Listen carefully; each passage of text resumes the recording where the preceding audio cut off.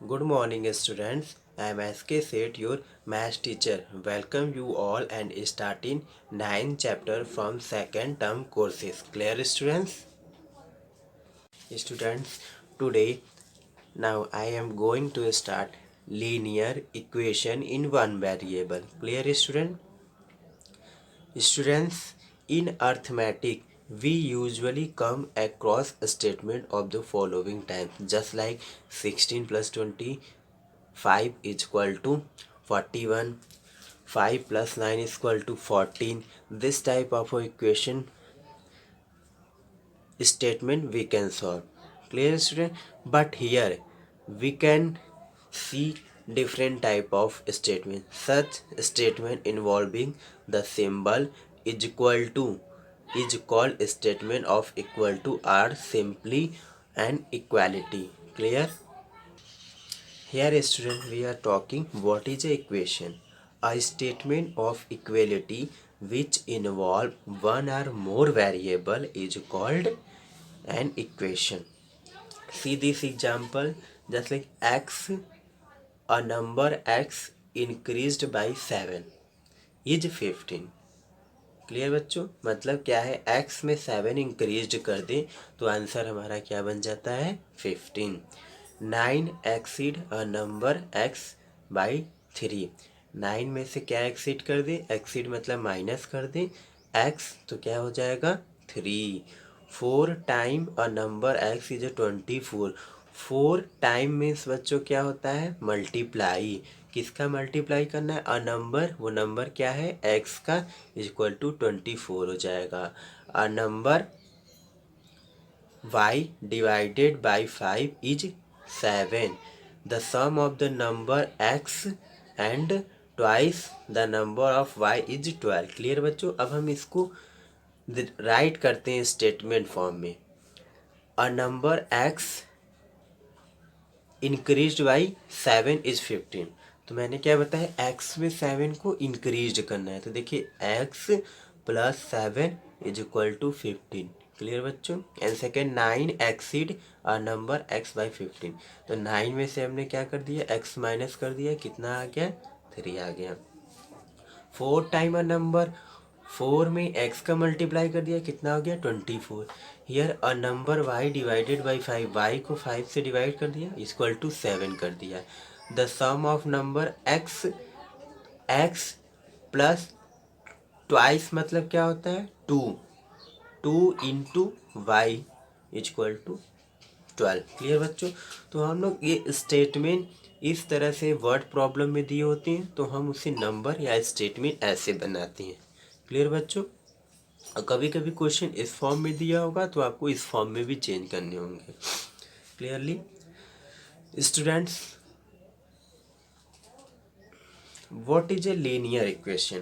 An equation in which the highest power of the variable involved is 1, it is called linear equation.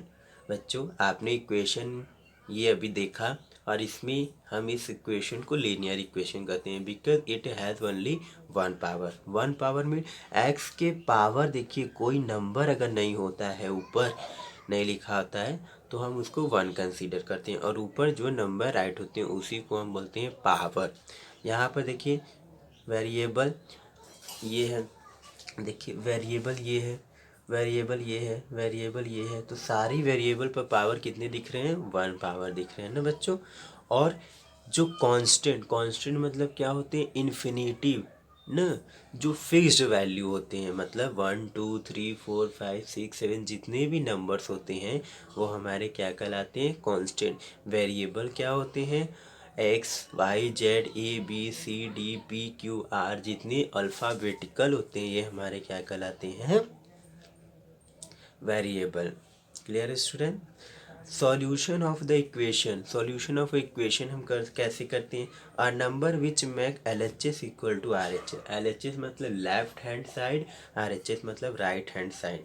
जब हम एक equation solve करते हैं तो is equal to के ये साइड हमारा लेफ्ट हैंड कहलाता है और इधर के साइड हमारे क्या कहलाते हैं राइट हैंड कहलाते हैं.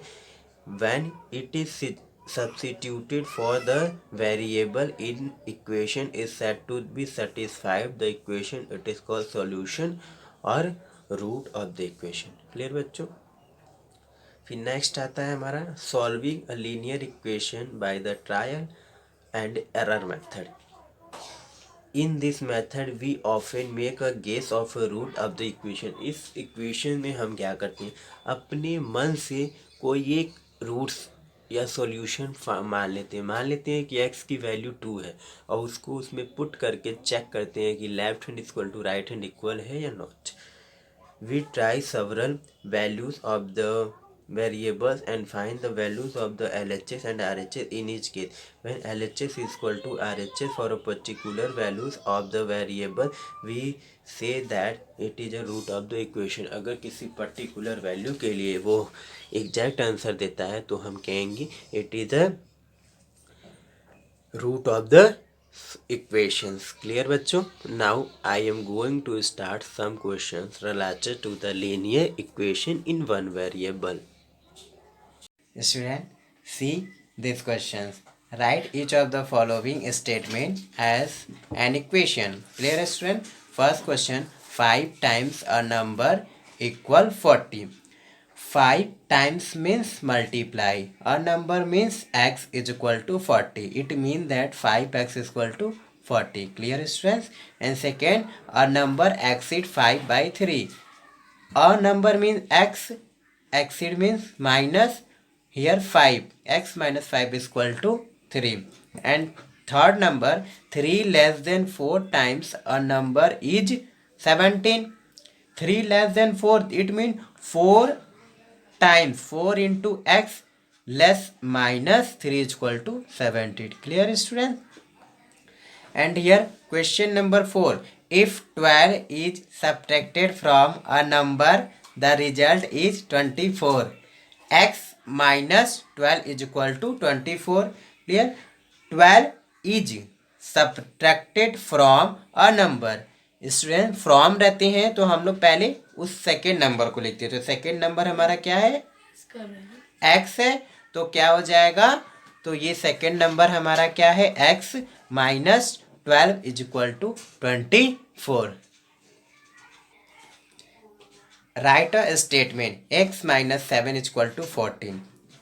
7 less than number x is 14. ये सिमिलरली अपोजिट क्वेश्चन है. वहाँ पे हमने क्या किया, स्टेटमेंट हमें नंबर्स में कन्वर्ट करने थे. अब हमने क्या किया, इसको स्टेटमेंट में कन्वर्ट कर दिया. 2y is equal to 18.